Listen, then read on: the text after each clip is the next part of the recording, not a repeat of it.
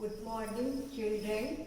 Now we will study next colligative property, which is called as elevation of boiling point. Now you know when a non-volatile solute is dissolved in a solvent, then it decreases its vapor pressure. At that I am repeating, a solution has lower vapor pressure than a pure solvent or a pure liquid. Now first we define the boiling point of a liquid.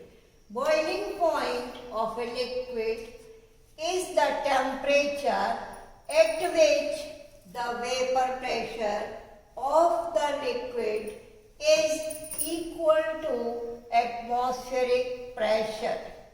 So the temperature at which the vapor pressure of a liquid is equal to the atmospheric pressure is called boiling point.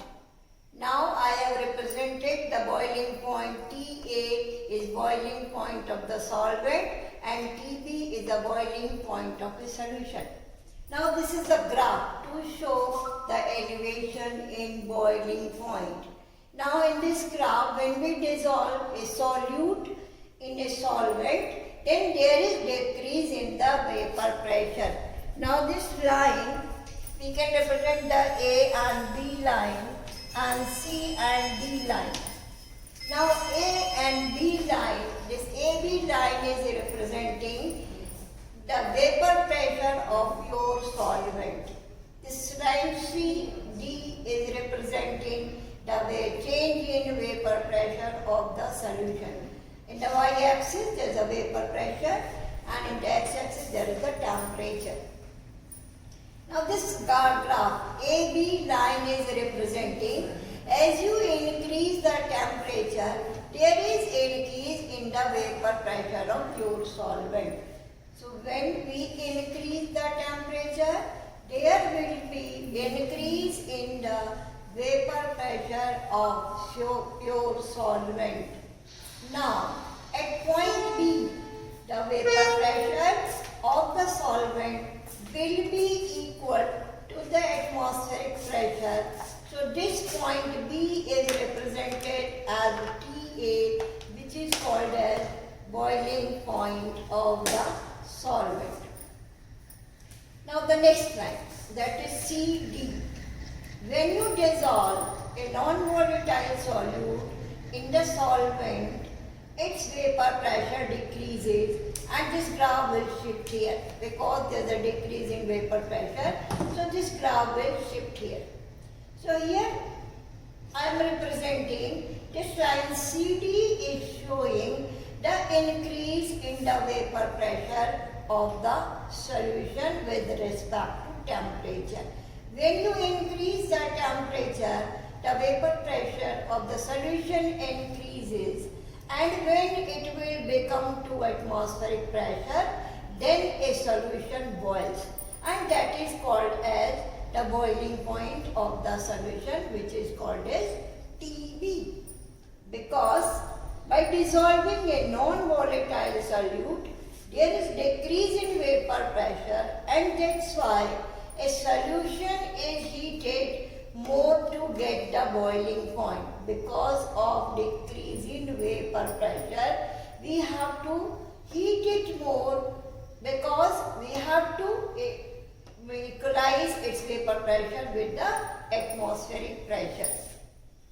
So this is the reason, because there is a decrease in vapor pressure. That's why the solution will boil at higher temperature than the pure solvent. So this TB is the boiling point of the solution. TB is always greater than TA because the solution boils at higher temperature. Now this TB minus TA is called as elevation of boiling point, and which is represented as delta TB. Delta TB is defined as the elevation in boiling point of the solution. So when a solution is formed, then its boiling point will be greater than pure solvent.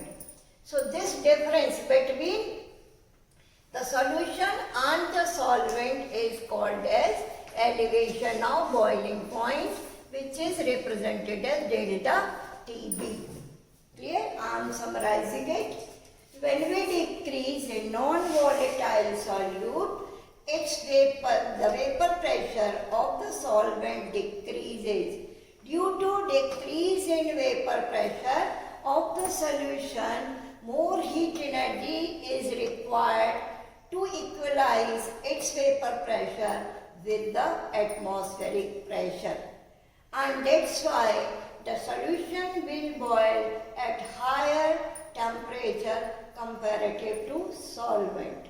Now the difference between the boiling point of a solution and solvent is called as elevation of boiling point, and that is represented by delta TB.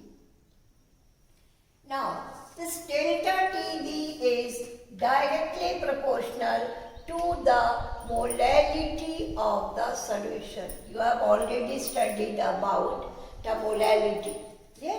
The molality is number of moles of solute per kg of solvent. That is for the molality. So we can write that delta TB is directly proportional to the molality. When you remove this proportionality sign, then we write Kb. The delta TB is equal to Kb into m. Kb is called as molar elevation constant or ebullioscopic constant, because this process is also called as ebullioscopy. So this Kb is called as ebullioscopic constant. Now we can define Kb also. To define Kb, put molality is equal to 1. If you put this molality is equal to 1, this delta TB is equal to Kb. So we put molality is equal to 1, then delta TB is equal to Kb.